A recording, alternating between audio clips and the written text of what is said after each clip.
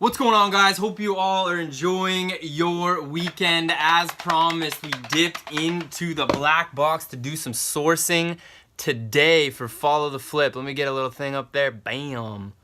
Let's get that up there. Stunk. And what up, Retail Recon? Let me get that. There we go. Oh, I think I got it. Oh my gosh.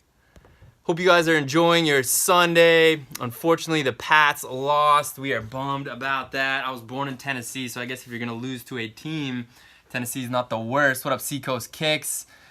What up, Pedro, Zafam, Resell Valet? Guys, we're going to go over the boot haul today, and I'm going to keep it nice and brief. I'm going to go over some of the boots that we got. We're going to talk about seasonal sourcing specific to when you are first starting out. There's a couple different strategies, and that strategy changes as your buying budget grows. We're gonna talk a little bit about that. Leshine, oh my God, what I told you last night happened again today. Yo, congratulations. If you're talking about that StockX GOAT flip, and you found another one today, they're out there, Leshine. They are out there. And phenomenal job finding those wins. What up, Thrifty Cali Girl? What up, Limitless 008? We found some gems today. Like I said, we've been building the pot from $25 up to $1,000 flipping shoes. What up, Pip and Shop? What up, D. Marie Poetry? And we have been following exactly the guidelines that we used when we first started. Now, on average, we spend a couple $1,000s a week on inventory to flip, but for Follow the Flip, for this challenge, we're making it as genuine and as real as possible, because when we first started, we didn't have a big buying budget. We actually had no buying budget, and we had to start with the shoes in our closet, and then we graduated to Salvation Army, Goodwill, thrift stores, bins. We did that for roughly our first 1,000 pairs, and then we graduated to the outlets once we built our budget and our understanding of the shoe game. So what I'm going to go over real quick, we got 13 pairs. The majority are boots. We did get a few pairs of shoes, and we got some Jordans. We got some Jordan flights in there. We took $85 out of the budget on 13 pairs, so our average per pair was about $6.53. What up, Star Hustles?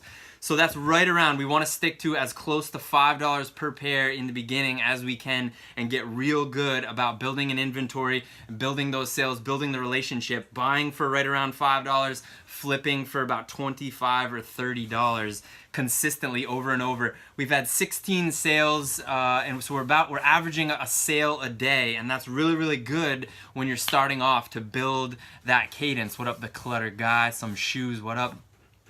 And that was super important for us in the beginning. We dove in head first, making this our full-time job, so we had to succeed. We had to start with nothing, and we built from there. I want to talk a little bit about seasonal sourcing and how important it is. Yeah, you see some Timberlands there, and then we've got a couple different kinds of Timberlands. I want to talk about the brands that we got, and then I want to talk about seasonal sourcing in the beginning versus seasonal sourcing when you build that bigger buying budget. First, let's go over some of the pairs that we got. Yes, you did see some Timberlands in here. We got some Timberlands. Again, very minimal cleaning. We always check. Those are the secret spots right there. You want to make sure there's no rips. Obviously, you want to get right in there and make sure there's no tears or rips inside.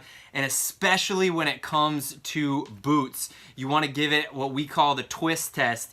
You want to give it a nice firm twist, because especially with boots, they're more susceptible to salt, because salt's put on the roads when it's snowing out. They're more susceptible to being damaged in the sole. They're beaten up. There's harsher weather. So you want to give it the twist so that you can see if there's any displacement between the sole and the main part of the boot. We did this in store. There was none, so we just said this is good. The price point was good. The tread was really, really good. There was no rips or tears. It was decent sizing. We said game on. It's a good brand. If you can find Timberlands, those are really, really good. Here's another pair of Timberlands. It's got the leather, but it's got that real thick, waterproof. Again, we gave it the stress test. We gave it the twist test. And then again, look at this, guys. I am barely gonna have to clean these. We are gonna give them a scrub on the bottom, and these are just real real supple leather. I'm finally taking pics of the little sneaker cleats that I have and can't wait to post them. I had to stop to watch it. Thank you so much for stopping and watching. But as always, if you got stuff going on, you can always watch this later. AJ Fresh, what up, what up? Kyle Quad 4, Thrifting Dreams. So yeah, we came across these. Again, these are Timberland. You can see the logo that's imprinted into the leather here. It's a great size. It's a men's 10. These are diesel winter. The snow hasn't hit yet here in Maine, but these are going to be sought after. I'm gonna get to these Jordans in a little bit. Bogs, if you run into Bogs, these, for the right price, these are an amazing boot. We go through Bogs so quickly. With Bogs, the quickest thing that you wanna look for is this heel. For whatever reason, more often than other brand boots, maybe it's just how they're worn, the type of situations, the heel usually goes first. So when finding Bogs, you want to make sure there's still, you can see there's still a lot of heel left in those. These again are waterproof. These are a women's 10. We also got a youth 5, I believe. Yeah, we got a youth 5. So we got, you know, mom and daughter Bog boots. Again, the average price point was around $6.50. We're gonna have no problem selling these for $25 or $30 on any platform. We're gonna start off local so that we don't have any fees coming in.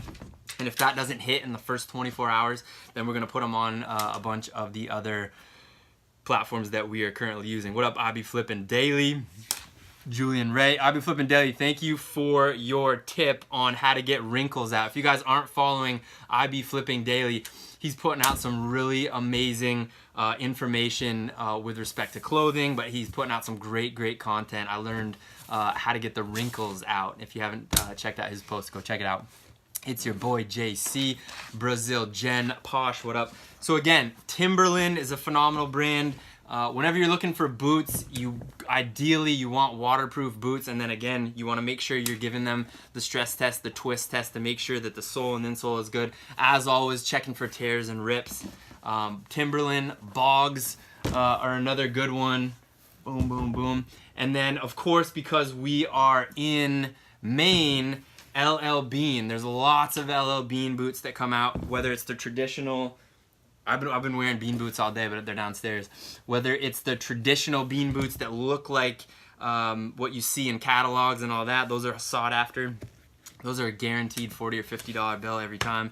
But these are a little bit different. There's nothing flashy about them. But the one thing that I want you guys to keep in mind when you're getting boots, other than looking for rips and tears, other than making sure you give it that twist test, is if it comes with these any kind of clasps. These are the kind where when you're lacing it up, you give it a little twist around, there's no hole. You want to make sure that these clasps are in good condition. Sometimes they'll be rusted out, sometimes they will, I can't remember what it's called. It's from the salt, but they'll look like they've been in the ocean, they've been kind of dissolved. You want to make sure they look like this, that they're just clean, in great condition. That's one of the first things we look at when we see these clasps. I don't think we have any more that have the clasp. Oh, here's another clasp on here. You want to make sure they're like that. And obviously we don't have any pairs that are the opposite because we left those, we weren't sourcing them. What up, CEO? With the hand movements, the magic trick work. Again, these are a great size, women's 8, a colorway that is nothing flashy, but this is a perfect boot that will go for 25 or 30 bucks. Again, getting it for $6.50. Another interesting find here, LL Bean brand. This is kind of like a faux leather calf boot. Everything, the sole is in great condition. These actually look like they haven't even been worn. Yes, they've got some dirt on them, so they've been worn. But LL Bean, Timberland, Bogs, LL Bean, and then there's a few that we just couldn't. Oh, here's what I want to mention to you guys. We also got these super old school LL Bean. Again, great. The soles are literally, they almost look brand new. But the big thing that stuck out, I don't know if you guys can see that, is Gore-Tex. These are Gore-Tex lined. We also have some really nice hunter boots, Gore-Tex lined. If you find Gore-Tex lined, that is gold, as long as everything else. Yes, L. Nelson, these are all from Goodwills. Went to 6 Goodwills today. The first 3, there was absolutely 0. I was in a little bit of a rush because we had a couple deliveries this morning, and we wanted to, we were spending time with family to watch the Patriots game, so we were just in a rush this morning. We were bouncing around. Lindsay was getting a bunch of stuff done before. I was bouncing around trying to get some sourcing done and get those deliveries done. We split the duties, and we were all over the place, so we weren't doing a lot of live inside. But the first 3 stops, there was absolutely 0. I was text messaging Lindsay saying stop 1, dry, stop 2, dry, stop 3, dry. And those are usually spots that are really, really good. We went to spot number 4 and found a bunch of the boots. Spot number 5, we ran into some of these, which I'm going to show you very shortly. And overall, after all the spots, we totaled 13 pairs, spending $85. If you go to one spot and it's dry, you got to go to the next one, got to go to the next one. Sometimes there's whole entire days where you won't find anything. It's super important, and it was super important for us to be so strict in sourcing and not lapse on that, because then what happens is you'll start sourcing stuff that isn't good. You'll build an inventory. You'll have shelves full of stuff that aren't selling. And our big thing was like, move, move, move. What do you guys use to clean shoes with? What's your go-to? Great question. Let me grab something. We did post a video about that. Boom, boom. The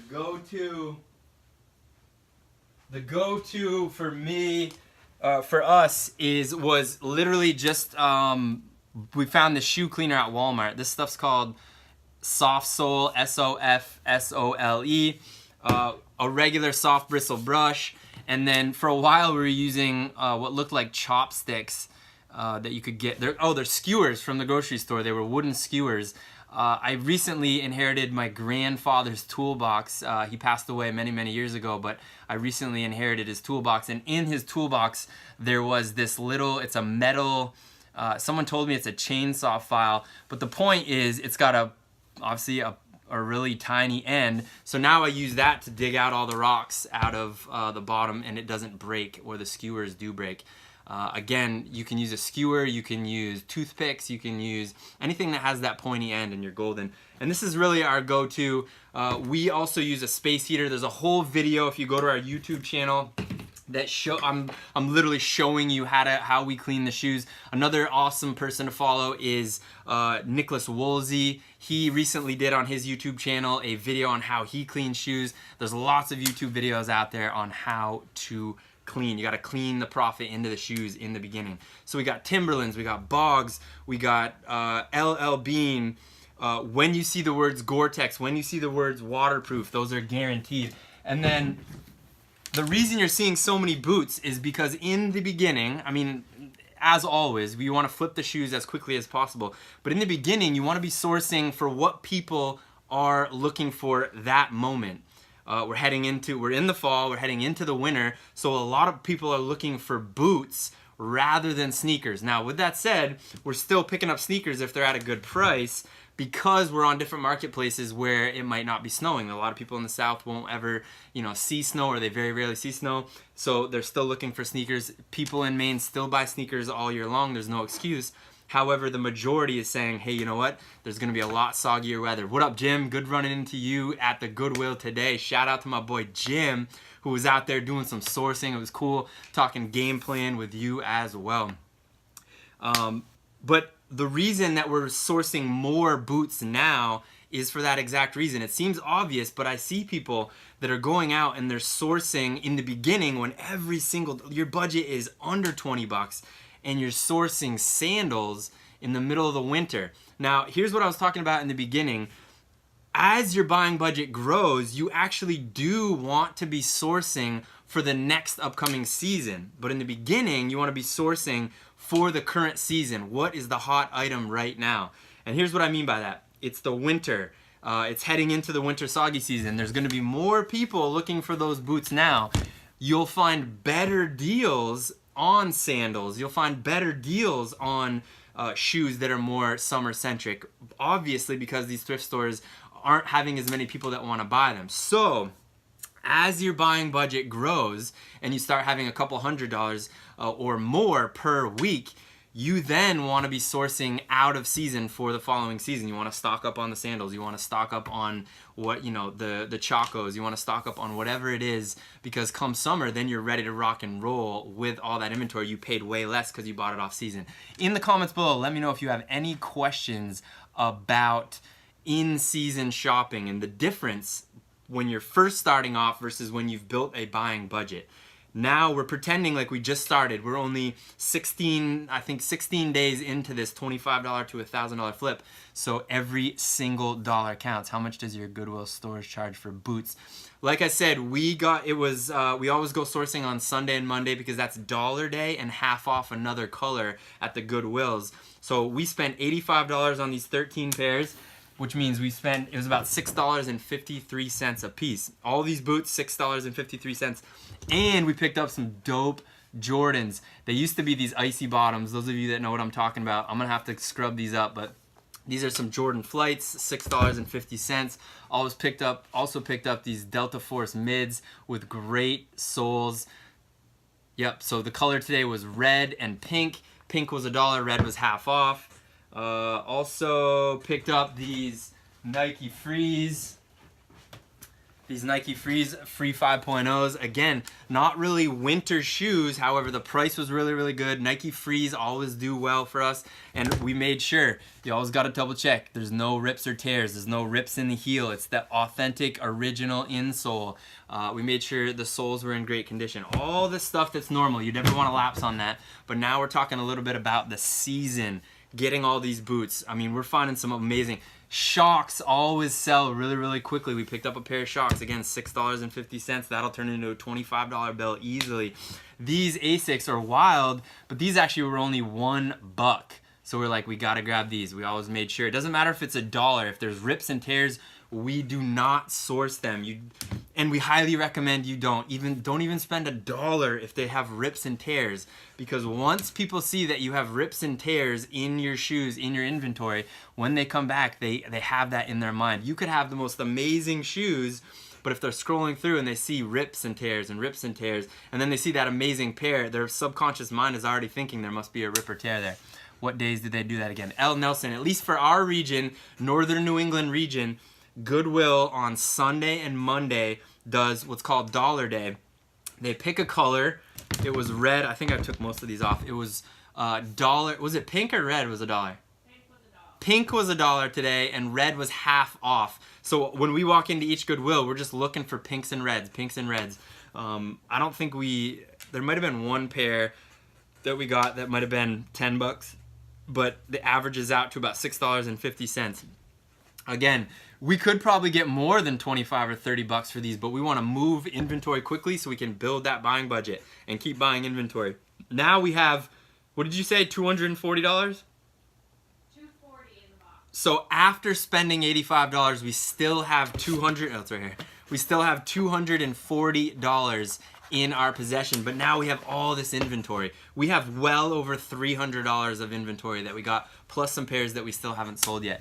Now we're getting into that frame where people say, hey, I want those men's 10 Jordans, and we say, hey, we can start offering a deal. If you buy multiple pairs, 3-4 pairs, we can give you a discount on the whole bundle. And that's what we did when we first started. Once we built 15-20 pairs and we started building some momentum, we started offering deals. So the 1 pair deliveries started turning into 2, 3, 4, 5 pair. Mom's getting a pair for herself, and she grabs a pair for her husband, and then she grabs pairs for her kids, and it becomes a multiple pair delivery. Again, wanted to base this Follow the Flip live around seasonal sourcing, and how in the beginning it might be a little bit different than when you build a big buying budget.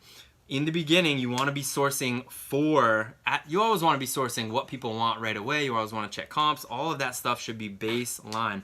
But specifically with winter, specifically with summer and spring and all that stuff coming in, you want to be sourcing so that you can flip right away. We're in New England. There is 4 seasons here, and we're always thinking about that.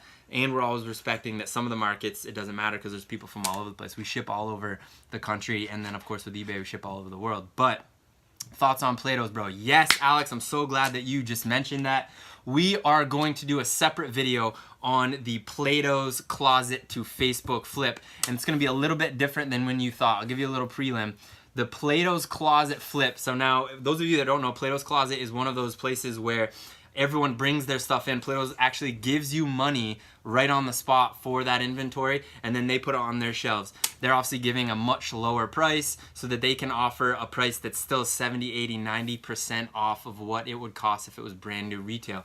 We have a little bit different tweak on the Plato's Closet to Facebook flip, because most of the time they're very good about pricing with respect to the market value. So for example, a pair of bean boots, if you go into Plato's Closet, we got these for $6.50 at Goodwill today.